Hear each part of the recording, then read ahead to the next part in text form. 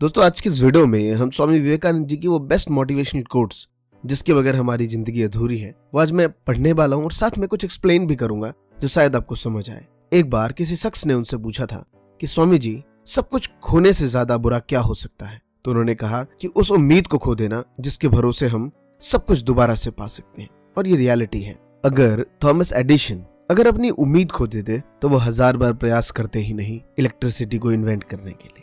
तो स्वामी जी की बात बिल्कुल सही है कि जिंदगी में कुछ भी करो, ना हो ना हो, लेकिन उस उम्मीद को मत छोड़ना जिससे तुम उस चीज को दोबारा से पा सकते हो। मुझे एक स्टोरी याद आती है जब एक फादर को फोन आता है कि जिस स्कूल में तुम्हारी बच्ची पढ़ रही है उसकी बिल्डिंग गिर गई है, उसके नीचे दब के तुम्हारी बच्ची की जान चली गई है।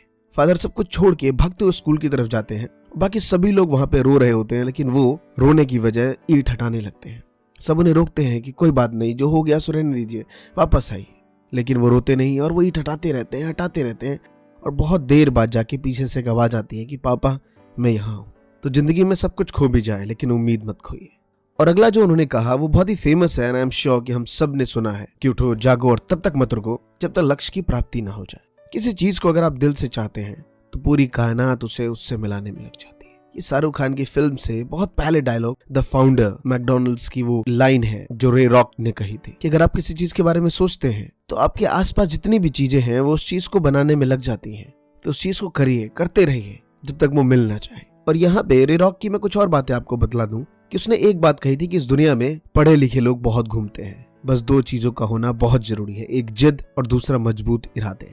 अगर ये 2 चीज आपके पास है तो आप जीवन में जो चाहो वो पा सकते हो, बशर्ते इसको छोड़ना मत। आगे स्वामी जी ने कहा कि किसी मकसद के लिए खड़े हो तो एक पेड़ की तरह, गिरो तो एक बीज की तरह, ताकि दोबारा से उगकर उसी मकसद के लिए फिर से जंग कर सको। तो ये रियलिटी है कि जब भी आप किसी चीज को पाने की कोशिश करते हैं तो उसके बारे में पूरी जानकारी रखिए कि जब कभी भी आप उस स्टेज से अगर गिरेंगे तो आपको मालूम हो कि दोबारा से चढ़ना कैसे है।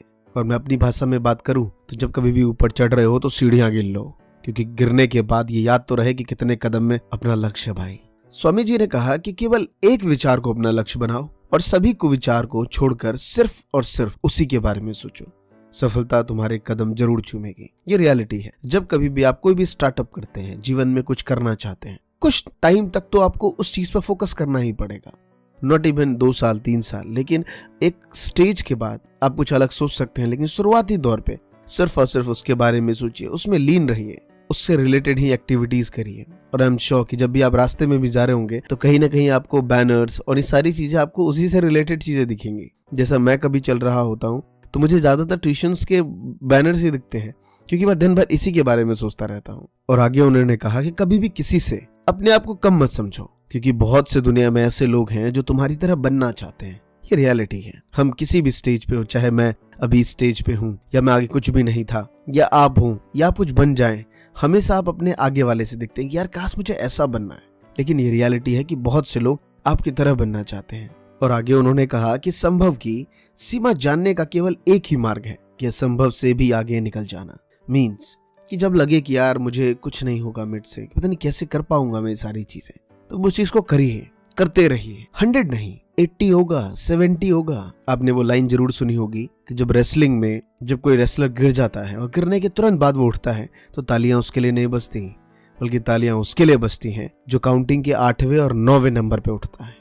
तो अगर आपको जानना हो संभव की क्या सीमा है तो असंभव की सारी सीमाएं पार कर दीजिए।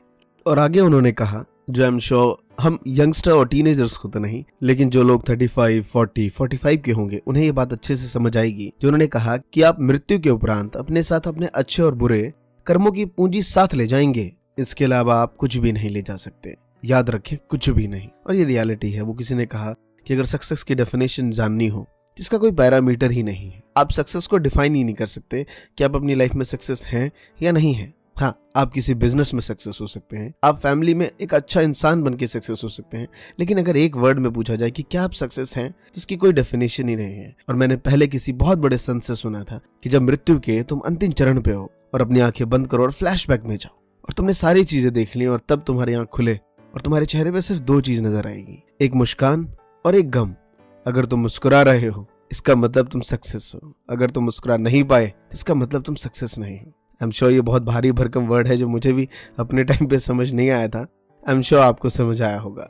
कैसा लगा इसके बारे में जरूर कमेंट करिए। और आगे उन्होंने कहा कि तुम्हें अंदर से बाहर की तरफ विकसित होना है। कोई तुम्हें पढ़ा नहीं सकता, कोई तुम्हें आध्यात्मिक नहीं सिखा सकता, तुम्हारी आत्मा के अलावा कोई और तुम्हारा गुरु हो ही नहीं सकता। ये रियलिटी है। अगर आप जब किसी चीज की डेप्थ में जाएंगे, सोचेंगे, तो आपको समझ आएगा कि आप एक्चुअल में वही एक्ट करते हैं जो आप सोचते हैं। किसी के कहने पे, किसी के बताने पे, अगर फॉर एग्जाम्पल कि पूरी लाइफ में, या लाइफ छोड़िए, अगर आपके जीवन अगर 20 से 25 साल है, इसमें कितनी बार लोगों ने आपको सजेस्ट करा और कितनी बार आपने उसके अकॉर्डिंग किया? नहीं, हम अपने जीवन में 100 में से सिर्फ 3 या 4 बार लोगों के कहने से करते हैं। बाकी सिर्फ और सिर्फ जो दिल कहता है वही करते हैं। बाकी चीजें सही हो ना हो, गलत हो, ये डिपेंड नहीं करता। इसीलिए हमेशा अपने आप को स्ट्रांग बनाइए, उसकी बात सुनिए और जो वो कहे वही करिए, वो ज्यादा इंपॉर्टेंट है। और आगे उन्होंने कहा कि तेरा सपना क्यों पूरा नहीं होता? हिम्मत वालों का इरादा अधूरा नहीं होता। जिस इंसान के कर्म अच्छे होते हैं उसके जीवन में कभी अंधेरा नहीं होता। और इसका एक्सप्लेनेशन मैं आपसे कमेंट बॉक्स में चाहूंगा।